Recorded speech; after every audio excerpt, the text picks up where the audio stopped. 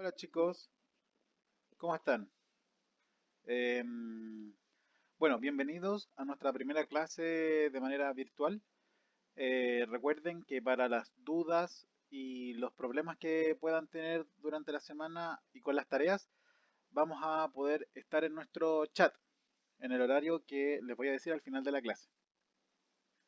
Esta clase va a tratar sobre un poco lo que habíamos visto antes de las vacaciones de invierno y quizás un poco más de contenido para avanzar, pero siempre va a ser de prueba para que yo pueda enterarme si es que tienen alguna dificultad para escucharme o yo para subir videos, etcétera.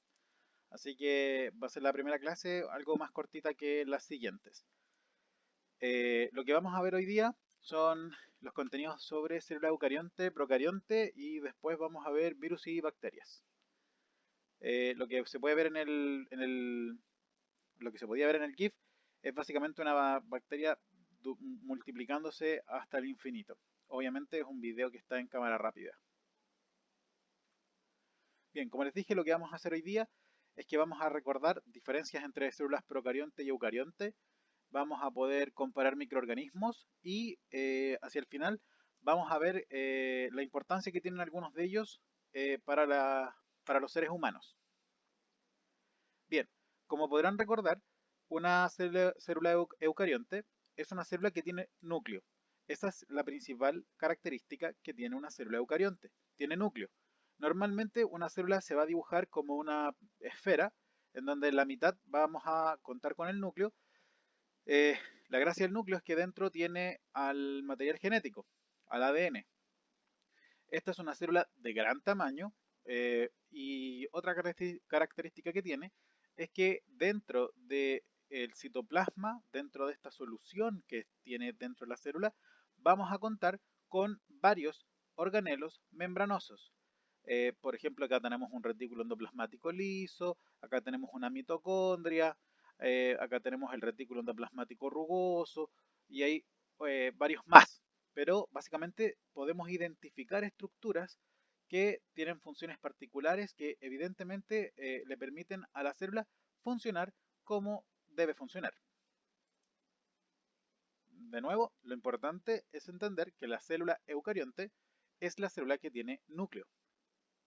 A diferencia de la célula procarionte, que primero no tiene núcleo, el material genético, su ADN, lo tiene disperso entre el citoplasma, y si bien hay una parte del citoplasma que se encarga como entre comillas de tratar de mantener al material genético llamado nucleoide, eh, está disperso por el citoplasma. No tiene una bóveda que sea como el núcleo. Eh, Normalmente las procariontes tienen varias membranas, son por lo menos dos membranas, pueden tener una cápsula, es decir, por fuera pueden verse más complejas, pero en el fondo igual son membranas plasmáticas, igual que la que tiene la célula eucarionte. eh, y solo podemos contar con que tienen estos puntitos que se llaman ribosomas. Ahora, la célula eucarionte también los tenía, ¿ok? No es una diferencia. Eh, Suelen ser más simples porque evidentemente no tenemos estas estructuras que tiene en el citoplasma la célula eucarionte y más pequeñas. Si bien es cierto, podemos tener estructuras como por ejemplo este flagelo, estos pilis que son estos pelitos, una membrana celular, una pared celular, pero igualmente son mucho más simples. Por lo tanto, entremos en la comparación. ¿Quién es más grande? En estos cuadros les muestro más o menos los tamaños aproximados que tienen. Y fíjense que la célula procarionte más grande simplemente es un poquito más grande que la célula eucarionte más pequeña.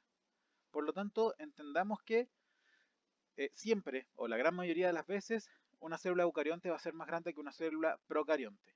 Y esto tiene mucho sentido ya que la célula procarionte normalmente invade a células eucariontes, por lo tanto debe ser más pequeña para poder entrar en ella. También, por la cantidad de organelos que tiene la célula eucarionte, podemos entender que cada una de ellas lleva una función específica y probablemente procesos específicos que la hacen bastante más compleja.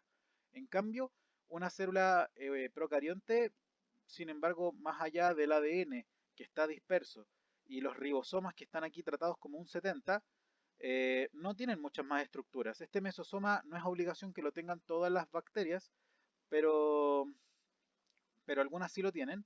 Y si bien dan alguna particularidad con algún proceso, evidentemente esto no va a ser más complejo que todo lo que tiene la célula eucarionte. Pero repito, y quiero que quede muy claro, que la principal diferencia, aparte del tamaño y de la complejidad y los procesos y las partes como organelos que puedan tener, es la presencia del núcleo. Fíjense que acá todo el núcleo está encapsulado en esta membrana gigante que es el núcleo.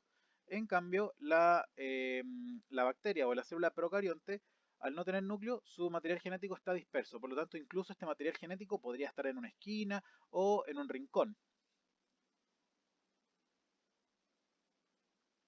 Entonces, tratemos de entender bien cómo se pueden clasificar las células. Las células hay dos tipos, eucariontes y procariontes. La diferencia ya vimos que era principalmente la presencia de un núcleo. Las eucariontes tienen núcleo, las procariontes no. Las células eucariontes pueden ser dos. Pueden ser de tipo animal, que básicamente entramos ahí nosotros, o vegetales y quizás podríamos poner aquí también a los hongos. Las grandes diferencias entre animales y vegetales las vamos a ver a final de año.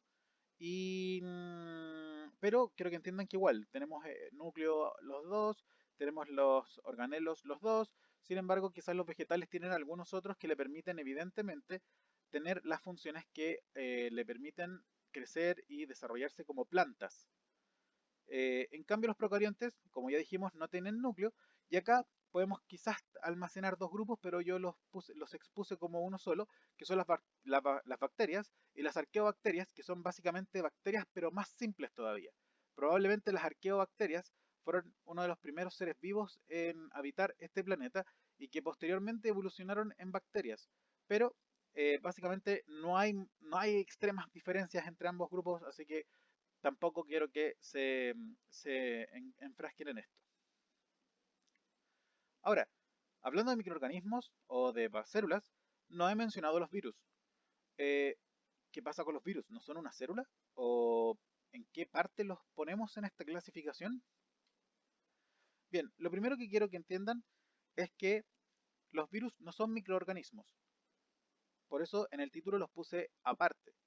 Los microorganismos son seres vivos. Y vamos a ver más adelante que los virus no lo son. No son entes vivos. Lo que ven en el GIF a la izquierda es la entrada de un virus en una célula. Como pueden ver, ahí está la entrada. Y normalmente un virus ingresa con su material genético para que se meta en el material genético de la célula que infectó. A ver, tipos de virus hay un montón. Formas, un montón. De hecho, fíjense aquí, les muestro 3, 4, 7, 10 tipos de virus distintos que parecen parecerse, pero tienen hartas diferencias. Los más clásicos son estos virus parecidos como al VIH o al influenza, que son virus que tienen como una membrana y proteínas hacia afuera.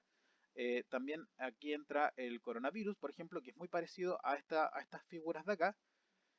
Tenemos el adenovirus, que parece ser como un diamante con estas mismas como proteínas que hay hacia afuera, pero este no tiene una membrana, sino que es una proteína. Y tenemos esto que parece como una nave espacial, como... Sí, es como una nave espacial, que normalmente se suele asociar como que infecta bacterias. Y además tenemos virus que pueden tener una infinidad de formas, como por ejemplo el ébola, que parece un gusano, o el virus de la rabia, que parece como un mono porfiado, uno de estos monos que uno les pega y se vuelve a parar. No sé si los conocen. Les preguntaré en el chat. Lo importante es que quiero que entiendan que no son considerados vivos, ya que no pueden replicarse, no pueden reproducirse por su cuenta. Necesitan de una bacteria o de una célula eucarionte para poder reproducirse. Y es esto lo único que hace que el virus no sea considerado un ser vivo, que necesite la maquinaria de otra célula para poder hacer un proceso fundamental que es reproducirse. Les voy a mostrar un video, ojalá quede registrado, que les va a permitir ver la comparación en tamaños entre virus, bacterias y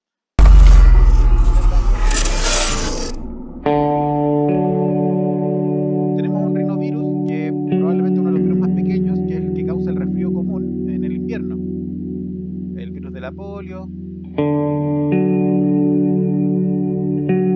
el de la influenza.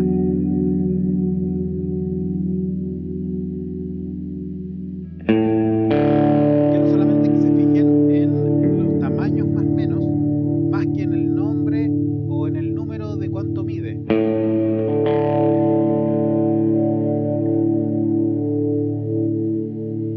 Ahora damos un salto gigante a una bacteria. Esta es nuestra primera bacteria, un estafilococo. ¿Se recuerdan las formas de las bacterias? Se llaman cocos porque son redondas.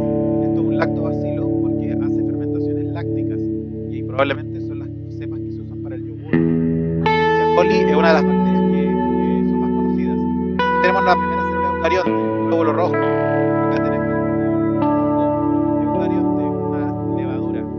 Esta es una célula de la piel. Acá tenemos un espermatozoide. Y dense cuenta que ya casi los virus son invisibles. Acá tenemos un grano de polen, que es una célula grande, vegetal. Tenemos una neurona, un ovocito humano. Acá vamos a tener dos o tres células eucariontes igual, que son protistas, que básicamente son células que no podríamos catalogarlas como ni hongos, ni vegetales, ni animales. Acá tenemos una ameba, acá tenemos un microbioma inverso, que se llaman los tardigrados, que son muy conocidos porque son resistentes en condiciones extremas.